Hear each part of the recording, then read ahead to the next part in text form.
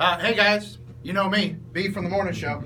We're going to go through the main control room for when you're running the board for either talk programming, play-by-play. If you're out of here, the main control room. I know Ryan gave you a tutorial on the auxiliary control room.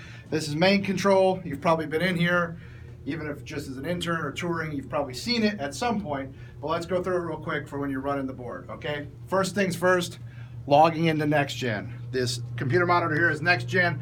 Right now it's logged in, but let's log out so we can simulate what it'll look like. When you get in here, if no one's logged in, you'll see the login screen. Put in your login, and usually by default, it will pop up your control room. This is where all the audio commercials will run. If you do not see this screen, up at the very top of the NextGen screen, you will see an option for control. Hit that. That will bring up your control room deck. Adjacent to the control room are your button bar and your wall. For all intents and purposes, those are the same thing. They're playback boards for audio. If you do not see those, at the bottom of the control room screen, there is an option for a button bar and a wall that will open those for you. Those come up here on the audio board. You've seen the audio board. This one functions exactly like the one in the auxiliary control room. There are just more pots. To the left, you'll see your microphones. There's control room mic and 4 talk studio mics. Next to that, you'll see your remote sources typically, although all sources on these boards are adjustable. After this gap between the 2 small boards, you'll find your NextGen pots. 1 and 2 is your control deck where your spots run. To the left of the screen, you'll see 1 and 2, 1, 2, 1, 2. That's where those spots run. They rotate between those 2 sources. 3 and 4 on the board, which is adjacent, are your button bar and your wall. You'll see on the left side of the button bar. 3, 4. That is where you'll find those audio sources on the board. They are labeled B bar 3 and B bar 4. Next to that, you'll find your PC pot typically. Then you'll have options for satellites if you're running play-by-play. Before your play-by-play game, if you are running one, you'll get an email from either myself or Chad letting you know what satellite source is on. It should be active on the board. If you do not see it, alert one of us. We'll walk you through how to assign that channel on the board. As for this computer, also has Adobe Audition. You've probably been trained on it. You have the option to record in it, also edit off the air. Please be careful if you're editing off the air. Make sure that you are off the air. Adobe Audition, if you're editing on it, will come up on the BB4 pot for playback. If you're editing, make sure that pot's off and you're listening in queue. Any of these sources on the board you can put in queue. What does queue mean? Queue means you're listening off the air. Make sure you're down, make sure you're off. And then put your audio source. We'll simulate with the remote from the Super Bowl here. You place it in preview, which is queue. When you put it in preview, your audio is coming up off the air on this adjacent speaker. Gives you a chance to preview audio off the air. Again, make sure your source is down and off when you're previewing your audio. You do not want preview audio to go over the air. It may be poor quality audio. It may have language in it you intend to edit out. We don't want it going over the air. Make sure it's down, make sure it's off. Put it in queue, watch your volume. Here on the board to the right, you'll see there is a button here, or a knob, I'm sorry, for monitors. Monitors are your big speakers. That's the loud volume. Next to that, headphones, your headphone volume. This is your headphone amp. You are responsible for your own headphones, but you plug them in here for your headphones. And up here, when you do listen in queue, this third knob to the top says preview. That is your queue/preview audio. If you're listening to something in queue, that is how you turn up that audio. If you're in the middle of talk programming, you have the ability to talk into your host's ears. At the right of this board, next to this knob up here that says studio, you see a button that says talk to studio. That goes into your host's ears from the producer microphone. So if you need to speak to your host, cue them for a break while they're in talk, let them know in their ears. Hit talk back, talk to them, make it short, make it quick, make it quiet, You don't want to be distracting in their ears when you're speaking. What else do we have? Do the external speaker just to... The external speaker, the monitor is here. I mean, Denver. We just mentioned Steve Atwater. Is it big for Denver? It's this big speaker right here. It's loud. loud. I mean, they have Typically, we keep that down because when you're in talk programming, the talk studio is adjacent to you, so you don't want double back audio on the mics, but you want to be able to monitor that audio. And if you get a call and you say, or someone says you're off the air, Matt, and tell me if I'm wrong. I mean, this button here I mean, this is the air signal. Is Leroy Butler getting into the Hall of Fame? That's what you hear. Because the Jags, they don't. Nah, they got a bunch That's of the air signal, including the delay. Yes. So it's going to sound different, but Yes. sometimes you will get calls and say, hey, you're off the air. That allows you to hear what is going out or not over the air.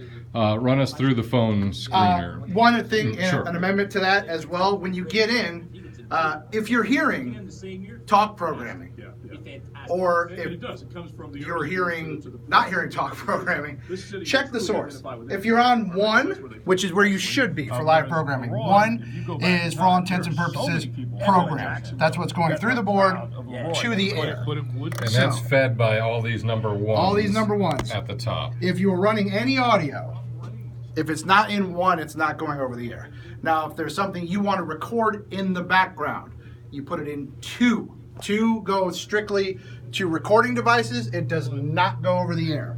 So if you play something, for instance, I'll select this computer pot here, PC. If you take it out of 1, you leave it in 2, that's only being recorded. Now, you want to be mindful that nothing else is in 2 because anything in 2 will be recorded. So if you're trying to record audio from, say, a video clip off the internet, you don't want your host's microphones or your commercial feed to be in 2 at that time because all of that audio will be recorded and your computer audio will be useless. Now, as Chad said, let's talk about the phone system. Let's switch. The Comrex Stack.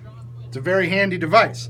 When you come in, you will see it's already on and logged in. If there's an issue with that, if you don't see it on this left screen, let me and Chad know, or Richie the engineer, give him a call because it's probably a situation where we're going to have to restart that system. It's pretty dependable. We haven't had issues with it, so unlikely you'll run into that occurrence. But when you get in, this is the call screener interface. You'll see all 6 lines on the board. Down here is the actual phone headset for the phone system. When a call comes in, you'll see the top row of buttons here turn and blink green.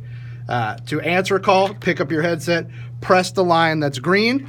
You'll talk to the caller. If by the off chance they're actually a quality call and you would like to put them on the air, you will press that top button again to place them on hold. Once they're on hold, you can put the headset down, and at that point, you'll go here to the call screener, and the line that call is coming through on, you will select that line. I've lost my mouse. Oh, because I'm on the internet PC. The mouse is here. You'll select that line, type in their info, Joe from the West Side wants to talk about the Gators. That's it. The hosts have a remote interface in their room, and they see that same information. So they see Joe from the West Side wants to talk about the Gators. If they choose to take Joe's call, they will reach over and click the air button up here next to the line.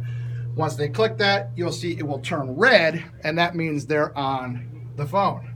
From there, over here on the right side of the board, the phone pot, always the rightmost pot. All these other pots you can assign and change. The phone pot needs to remain the phone pot, always the rightmost pot on the board. It's wired differently from mix minus, so you can't willy-nilly move the phone around the board. So the phone remains in the right pot. Keep it down, but keep it on. There is some kind of wiring snafu with it where if it's off, the people on hold don't hear any audio, and it's very jarring when you go to a call and the first thing they hear is you're on the air. So keep it on, keep it down. Once you put somebody on, every phone is different, every call is different. Please be mindful of your levels. If you're not familiar with levels, that's these meters here on the board. You see as they're speaking, they bounce. What you don't want to see is red. Red is bad. Red is peaked audio. Red sounds terrible. Watch the phones. Some phones are super loud. Some phones are super quiet. If you've never screened a call before, listen intently. Listen not only because of the person calling to see if their call is worth putting on the air, Also listen to the quality of the audio and if they have anything in the background, their radio, some other noise source. If you hear the radio, make sure they turn it down. That feedback through the mic. It sounds awful. When a call hangs up, when they end a call, pot down quickly, because when a caller hangs up or disconnects, there's a loud click pop sound when the line disconnects. It sounds bad on the air. So be mindful of that when you take a call. Be listening when they're wrapping up. Be ready to pot that down quickly. What's next?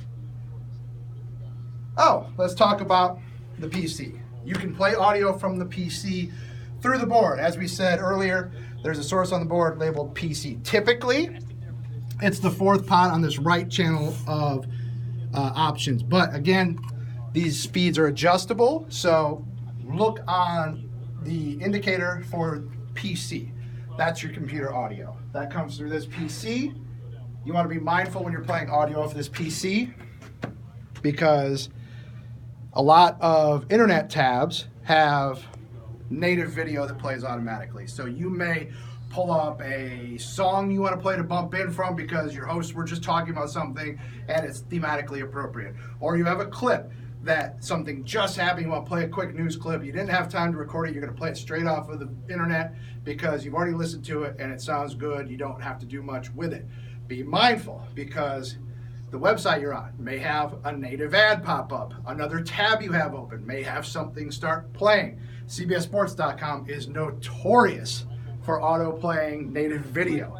So be mindful of that when you're playing audio off the computer. Listen in preview before you play it. If you hear something, abort and figure out where that audio is coming from. Kill the adjacent tabs so you don't have double audio. You don't sound bad over the air. As always, I'm always available. Chad's always available. Our engineer Richie's always available. If you have questions, ask. If I was talking too fast, lucky you, this is a video. Rewind, listen again. If you're not sure, figure it out. Rewatch it or ask. Because once you take over this board, that's your show. That's your deal.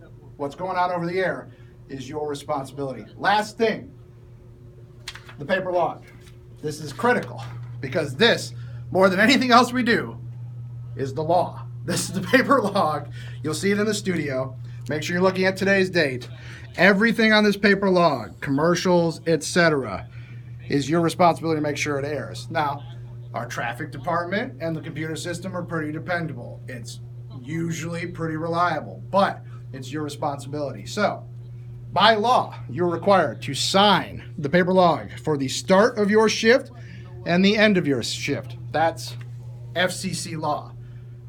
You must do it every shift. It's a pain in the neck, but it's something we have to do. Check the log, make sure the spots are right, sign the log, acknowledging that you have administered what's on the log is truthfully what went over the air by FCC law. Again, any questions, hit me, hit Chad, hit Richie, last resort, and rewatch the video before you ask me anything.